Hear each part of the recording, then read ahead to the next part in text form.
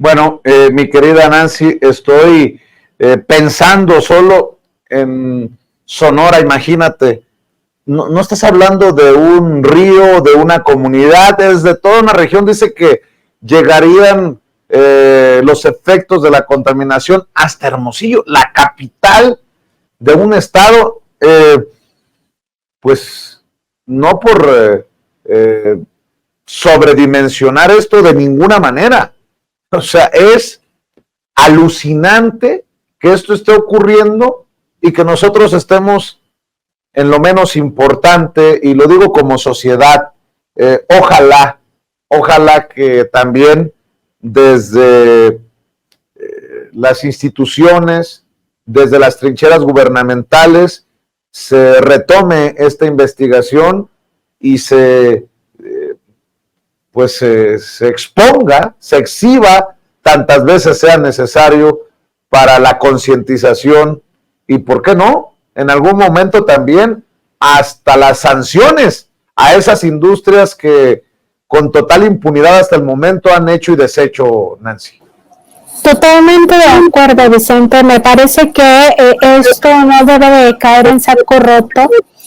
sino que al contrario, que sea el inicio de un camino que es absolutamente necesario y que es un camino de justicia para todas estas personas que incluso han sido tiradas de a locas. O sea, cuando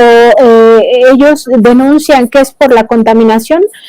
hay una sanción incluso social, pero sobre todo mediática, de decirles que no, que esto no es un tema de toxicidad, sino que es un tema de genética, ¿no? O que no hay que buscar culpables cuando se da algún diagnóstico de esta naturaleza. Eso es lo que se le dice al paciente o a los padres del paciente cuando es un menor de edad, ¿no? O sea, mejor concéntrense en el futuro tratamiento para intentar evadir la muerte. No, el tema es que necesitamos concentrarnos sí en eso, en tratar de evadir la muerte y que haya tratamientos y todo esto que sí fluya bien, pero sobre todo en evitar que haya más enfermos, Vicente, porque si contamos con información de que la contaminación es causante de estas enfermedades terminales y de la muerte, es evidente que podemos tomar acciones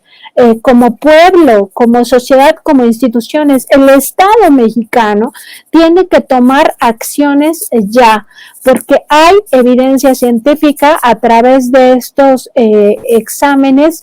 a sangre, orina,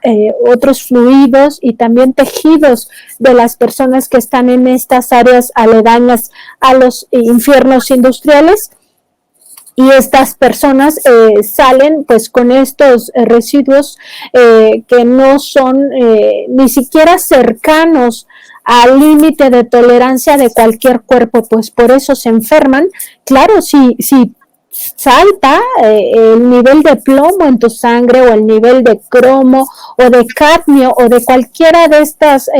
contaminantes altamente tóxicos, es evidente que vas a tener un daño en tu calidad de vida, pero sobre todo un daño de enfermedad. Es hasta lógico, pero por años se ha tratado de decir la industria es buena, la industria genera empleos y tú entonces lo que no quieres es que haya empleos. No, o sea, es que puede haber las dos cosas. Por eso la industria también convive en sus países de origen con las reglas muy fortalecidas que impiden este tipo de tragedias, este tipo de crisis humanitaria que estamos viviendo en México. Entonces, sí, me parece que es alertarnos primero a saber si estamos cerca de una región de estas 30 que son de urgente atención. Vamos a intentar esta colaboración con los científicos para que nos proporcionen la otra lista de las otras 30, que son los 60, las 60 regiones de emergencia sanitaria y ambiental, que un poco por estrategia también no se da a conocer porque probablemente generaría también una exigencia de atención en momentos en los que urge primero atender las primeras 30 y después ir con el resto. Pero vamos a intentar tenerlo porque entre mayor información, mejor, exigencia de nuestros derechos tendremos. Por eso el derecho a la información es un derecho llave, porque nos permite acceder y exigir nuestros derechos humanos, llevarlos a la práctica. Y en ese sentido, decirte, Vicente, que es fundamental que si las personas están en estas 30 regiones que ya nos compartieron los datos, los científicos, el doctor Andrés Barreda es parte de este grupo multidisciplinario del CONACYT que ha estado haciendo todo este trabajo a través de un programa que busca precisamente identificar estos riesgos sanitarios desde la ciencia, para que sea incontrovertible el resultado, para que ya no sea, es que tú crees, pero tu creencia es falsa o es que no tiene sustento. No, ahora no es creencia, ahora es evidencia científica. Y en ese sentido, Vicente, pues si alguien está en una zona de estas, pues me parece a mí ya sería fundamental que se acerque a los científicos del CONACYT, que se acerque a los científicos de su propia región, que busque la forma de hacerse estos exámenes donde se evalúa la sangre, la orina, los tejidos y otros fluidos del cuerpo para determinar los niveles de toxicidad que tiene cada persona, porque eso nos podría llevar a evitar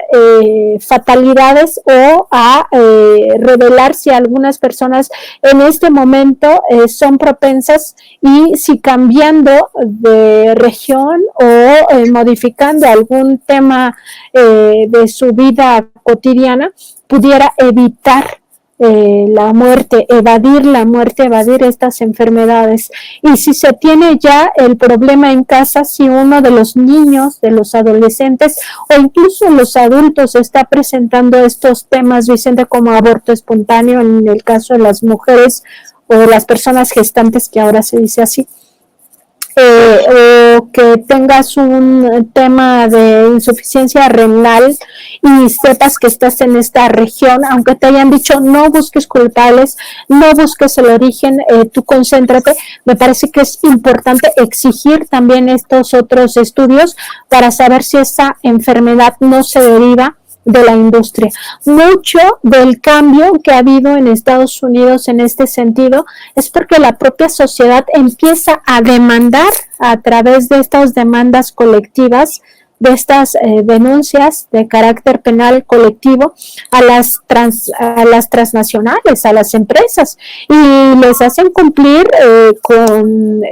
todo este asunto. Entonces, esa es otra vía de acción, pero lo que no podemos ya caer, Vicente, es en la indiferencia. No podemos caer en la indiferencia, porque tarde o temprano esta contaminación es como un boomerang y nos va a tomar a nosotros mismos como rehenes o como víctimas, porque finalmente, como dice el propio doctor Andrés Barreda Marín,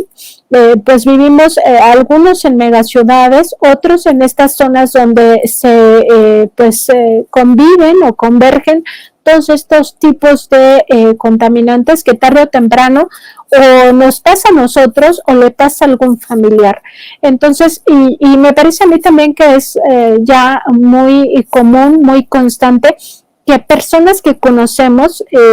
cada vez presentan más este tipo de enfermedades. Entonces, sí, estar muy alertas y sobre todo exigentes de nuestro derecho a la información, de nuestro derecho a la vida, de nuestro derecho al agua limpia, de nuestro derecho a un medio ambiente sano, porque de otra manera, pues van a seguir atropellándonos como lo han hecho tanto las autoridades como las industrias. Entonces no podemos ser ajenos al dolor de los demás.